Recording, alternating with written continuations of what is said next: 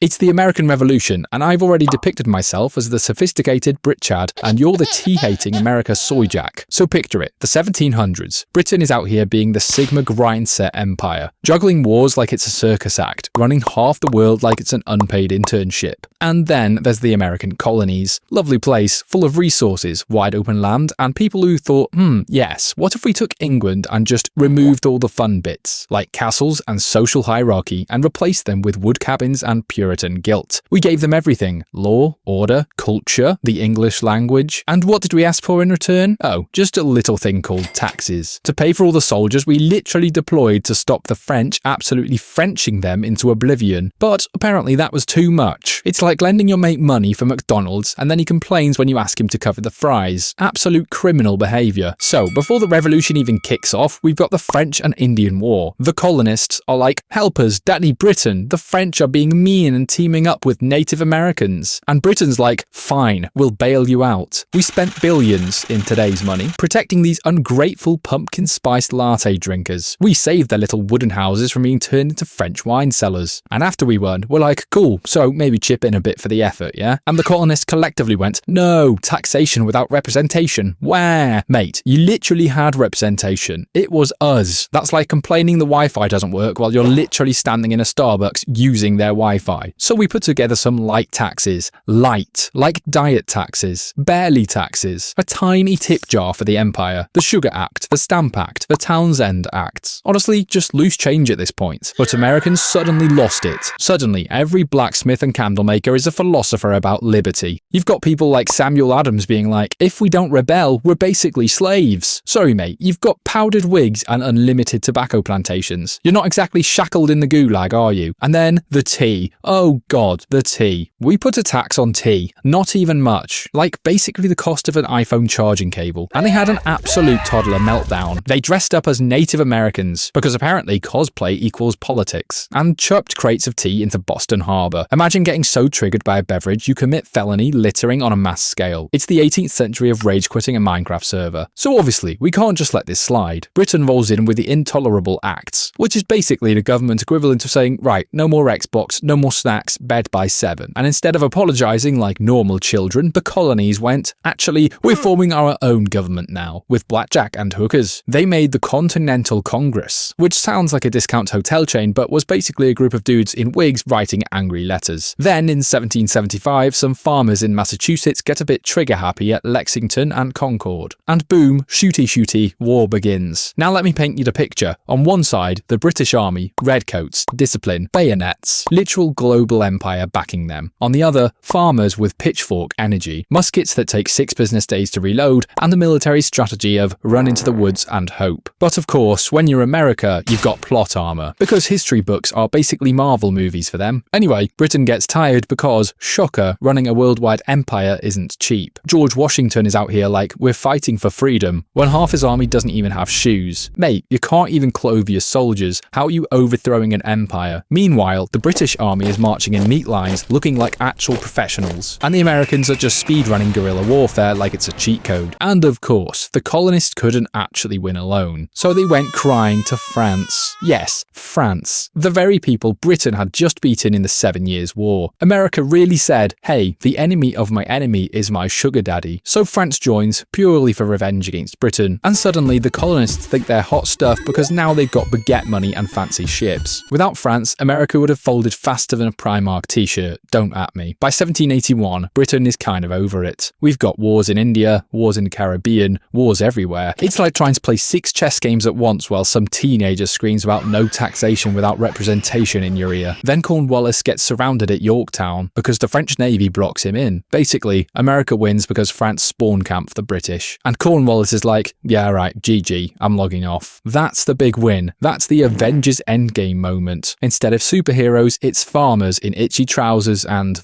well, the French. So Britain's like, fine, have your freedom. Enjoy your big empty land full of bears and corn. And America goes, we're free, liberty, justice. And then immediately invents slavery 2.0, denies women rights, and spends the next century cosplaying playing as democracy while only letting rich white men vote. Absolute Sigma freedom, lads. Meanwhile, Britain shrugs, dusts off, and goes back to building the largest empire in human history. India, Africa, half the world, we move on. America? They spend their first decades arguing about how government even works, and then immediately fight themselves in the Civil War. Here's the funny part. Americans today still act like this was some epic anime battle of liberty versus tyranny, when in reality, it was Britain being like, pay for your fries, and America screaming, no, this is oppression, before crying to France and rage quitting the empire. The revolution wasn't freedom, it was basically a breakup text, and Americans are still writing fanfiction about it 250 years later. And you know what? We're still drinking good old tea, and you can't survive without some ADHD boba version. So who really won?